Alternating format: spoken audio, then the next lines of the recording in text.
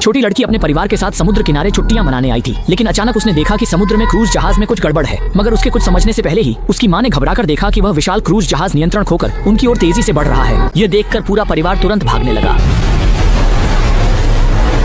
लेकिन वह विशालकाय क्रूज जहाज जैसे कोई फौलादी और भयानक दरिंदा हो, पलक झपकते ही उनके ठीक सामने आ गया। इस वक्त उन्हें समझ नहीं आ रहा था कि आखिर हुआ क्या है, इसीलिए वे छुट्टियों के लिए किराए पर ली गई विला में लौट आए। मगर जब वे विला पहुंचे तो देखा कि घर के सभी इलेक्ट्रॉनिक उपकरणों की बिजली चली गई है। इस समय उन्हें एहसास नहीं था कि एक भीषण प्रलय संकट उनके सिर पर मंडरा रहा था, और चूंकि वे इंटरनेट से कनेक्ट नहीं हो पा रहे थे, मोबाइल में भी बिल्कुल सिग्नल नहीं था, तो बच्चे जल्दी ही सो गए। केवल जैक और उसकी पत्नी ही देर रात बोरियत में ब्लॉक्स खेलने लगे। लेकिन उन्होंने सोचा भी नहीं था कि इसी दौरान अचानक दरवाजे की आवाज गूंज उठी।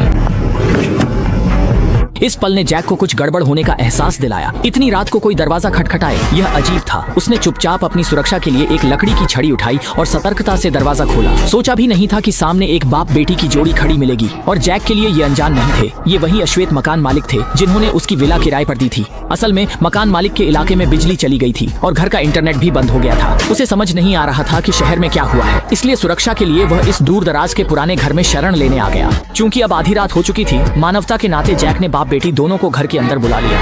लेकिन इसी समय टीवी पर अचानक एक तेज और कर्कश आवाज गूंज उठी। यह एक अंतर्राष्ट्रीय आपातकाल है। इस अलर्ट के दौरान रेडियो स्टेशनों और टेलीविजन पर पूरे सीजन के कार्यक्रमों को कॉल करें। तभी सबको एहसास हुआ कि मामला कितना गंभीर है। लेकिन अब तो गहरी रात हो चुकी थी और वे सब बहुत थक चुके थे, इसलिए वे अपने कमरों में लौटकर आराम करने चले गए, ये सोचकर कि कल बाहर जाकर देखेंगे कि आखिर छोटे शहर में हुआ क्या है। लेकिन उन्हें यह पता नहीं था कि जब सभी लोग गहरी नींद में थे, तभी टीवी पर अचानक सिग्नल आ गया और एक आपातकालीन खबर प्रसारित होने लगी।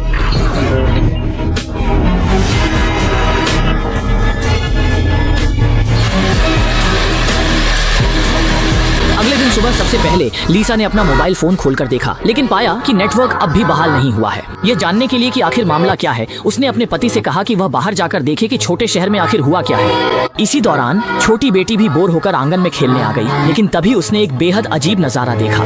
उसने देखा कि अनगिनत जंगली हिरण उसके घर की ओर बढ़ रहे हैं। जैसे जैसे कैमरा ऊपर उठता है, कहानी रहस्यमय होती जाती है। इस समय विला के अंदर ओल्ड ब्लैक को एहसास होता है कि वह हाथ पर हाथ धरे नहीं बैठ सकता। बाहर क्या हो रहा है यह जानने के लिए वह पड़ोसी के घर जाने का फैसला करता है। लेकिन जब वह वहां पहुंचा तो उसने देखा कि चारों ओर बिखराव और गंदगी फैली हुई थी और जमीन पर बड़ी मात्रा में हाथ पैर पड़े हुए थे। अच्छी बात यह रही कि काफी खोजबीन के बाद उसे पड़ोसी का सैटेलाइट फोन मिल गया। वह सैटेलाइट फोन से पुलिस को बुलाने और मदद मांगने की सोच रहा था, लेकिन सिग्नल वाले उस सैटेलाइट फोन में एक नहीं आ रहा था। सिग्नल खोजने के लिए ओल्ड ब्लैक तुरंत पास के खाली समुद्र तट की ओर चल पड़ा। किसे पता था कि जैसे ही वह समुद्र तट पर पहुंचा, उसे जमीन पर एक कीमती घड़ी दिखाई दी।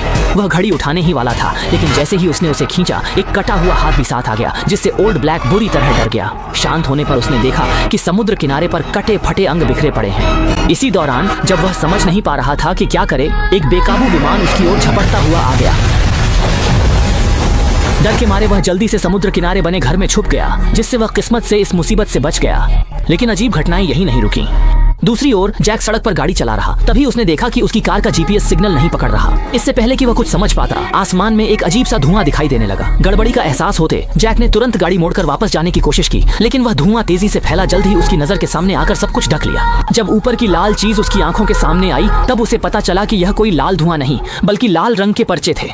इसी दौरान जो आदमी लगभग हवाई जहाज से कुचला गया था, वह विला लौटने के बाद तुरंत लिसा को बाहर की अजीब घटनाओं के बारे में बताता है और कहता है कि बाहर बहुत खतरनाक है, बाहर मत जाना। लेकिन उसकी बात पूरी भी नहीं हुई थी कि अचानक आसपास से एक तेज और चुभने वाली आवाज आने लगी। सिर में तेज दर्द के बावजूद उसने कानों को ढकते हुए बाहर दौड़ लगाई, क्योंकि बच्चे अभी भी जंगल में खेल रहे थे और उसे जल्दी बच्चों को ढूंढना था। लेकिन जैसे ही वह जंगल की ओर भागी, तेज आवाज से उसका सिर फटने जैसा दर्द करने लगा। तभी जब उसे लगा कि वह मरने ही वाली है, आवाज अचानक रुक गई और दोनों बच्चे उसके सामने आ गए। घर लौटने के बाद किसी को समझ नहीं आया कि वह आवाज आखिर थी क्या। इसी दौरान जब पूरा परिवार हैरान था, जैक अचानक गाड़ी चलाते हुए घर आ गया और उसके हाथ में एक लाल पर्चा था। सोचा भी नहीं था कि बेटे ने पर्चे को देखते ही उस पर बने चित्र को पहचान लिया। मुझे नहीं पता इस हिस्से का मतलब अमेरिका की मौत है। गेम से याद है खेल रहा। यह सुनते ही पति पत्नी घबरा गए। जान बचाने के लिए वे जल्दी सामान समेटकर शहर छोड़ने लगे। उन्हें लगा था कि शहर छोड़ते ही सब सुरक्षित हो जाएगा, लेकिन जैसे ही उनकी कार आधे रास्ते पर पहुंची, सड़क पर जबरदस्त जाम लग गया। लिसा ने हालात देखने के लिए कार से उतरना चाहा तो पाया कि यह सिर्फ जाम नहीं था, बल्कि अनगिनत ब्रेक फेल हुई टेस्ला कारें आपस में टकरा गई थीं। जब उसने देखा कि कार के अंदर बिना ड्राइवर के का चिन्ह लगा है तो उसे तुरंत समझ आ गया कि कुछ बहुत बड़ा अनहोनी होने वाली है। और सच में ज्यादा दूर नहीं था कि एक और बेकाबू टेस्ला उनकी ओर तेजी से आ गई, जिससे वह डर के मारे तुरंत वापस कार में भाग गई।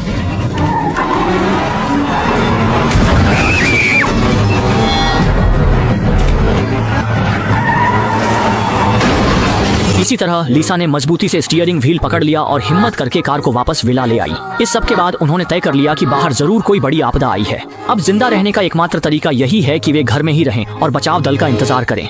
लेकिन जब रात गहराई और सब कुछ शांत हो गया, अचानक एक झुंड फ्लेमिंगो विला में आ गया और वे स्विमिंग पूल में कूदकर नहाने लगे। ये अब किस बात का संकेत है? इन अजीब घटनाओं की एक के बाद एक कड़ी ने दोनों परिवारों को बेचैनी में सुला दिया। लेकिन अगली सुबह जैसे ही लिसा का बड़ा बेटा उठा, उसे अपने शरीर में कुछ अजीब सा महसूस हुआ। उसने हल्के से अपने दांत को खींचा तो दांत आसानी से घूम गया और फिर एक और दांत भी। यह देखकर उसकी माँ डर के मारे घबरा गई। उसे लगा कि बेटा शायद किसी अजीब बीमारी का शिकार हो गया है या फिर किसी विकिरण की चपेट में आ गया है। शुरू में बेटे ने इसे गंभीरता से नहीं लिया, लेकिन दोपहर होते होते उसके मुंह से काला खून निकलने लगा। ये सब देखकर ओल्ड ब्लैक को लगा कि अब और इंतजार नहीं किया जा सकता, जल्दी सूजन की दवा लानी ही होगी। इसलिए वह लड़के को साथ लेकर अपने दोस्त के घर गया और दरवाजा खटखटाकर सूजन की दवा मांगने लगा। लेकिन इस प्रलय के समय में दवाइयाँ जान से भी ज्यादा कीमती हो गई थीं। दोस्त उन्हें सूजन की दवा क्यों देता? ओल्ड ब्लैक ने कहा कि वे पैसे देकर दवा खरीद सकते हैं, लेकिन दोस्त ने यह सुनकर तिरस्कार से हंस दिया, क्योंकि अब सरकार पूरी तरह ठप हो चुकी थी और पैसे कागज के टुकड़े बन चुके थे जिनका कोई मूल्य नहीं रह गया था। दोनों पक्षों के बीच झगड़ा होने ही वाला था कि जैक ने गिड़गिड़ाकर उनसे अपने बेटे के लिए सूजन की दवा देने की विनती की, क्योंकि उसके बेटे के दांत गिर रहे थे और अगर जल्दी इलाज नहीं हुआ तो उसकी जान चली जाएगी। इस तरह जैक की सच्चाई से उसका दोस्त पिघल गया और आखिरकार उसने एक बोतल सूजन की दवा उसे दे दी। इसके बाद जैक ने वह दवा अपने बेटे को खिला दी। जब वे लोग कार लेकर जाने की तैयारी कर ही रहे थे, तभी दोस्त ने अचानक एक चौंका देने वाली बात कह दी।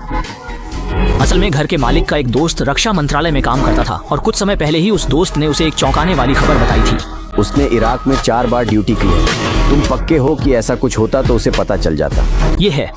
लाओ हेई का मन शांत नहीं हो पाया। जब उसे एहसास हुआ कि शायद दुनिया का अंत आने वाला है, तो उसने जैक के परिवार को लेकर पास के एक डूम्सडे बंकर में छुपने का फैसला किया। कहा जाता है कि उस बंकर में भरपूर खाना है, लेकिन उसे प्रवेश द्वार नहीं पता, इसलिए वह बस किस्मत आजमाने के लिए पास ही चला गया। उसे यह पता नहीं था कि ठीक उसी समय शहर में अचानक एक जोरदार धमाका हुआ और उसके तुरंत बाद एक मशरूम के आकार का बादल आसमान में उठ गया। विस्फोट की आवाज के साथ ही शहर की हर चीज राख में बदल गई। उसे यह पता नहीं था कि ठीक उसी समय जैक की शरारती छोटी बेटी भूख के कारण जंगल में एक आलीशान घर में छुप गई थी और संयोग से उसने उस छिपे हुए प्रलय बंकर को खोज लिया। उस बंकर में न केवल 30 साल का खाना जमा था, बल्कि उसमें पानी और बिजली की व्यवस्था भी थी, यहाँ तक कि एक बड़ा टेलीविजन भी था। और कहानी के अंत में छोटी लड़की भी इसी प्रलय बंकर में निश्चिंत होकर अकेले ही जीवित रहेगी।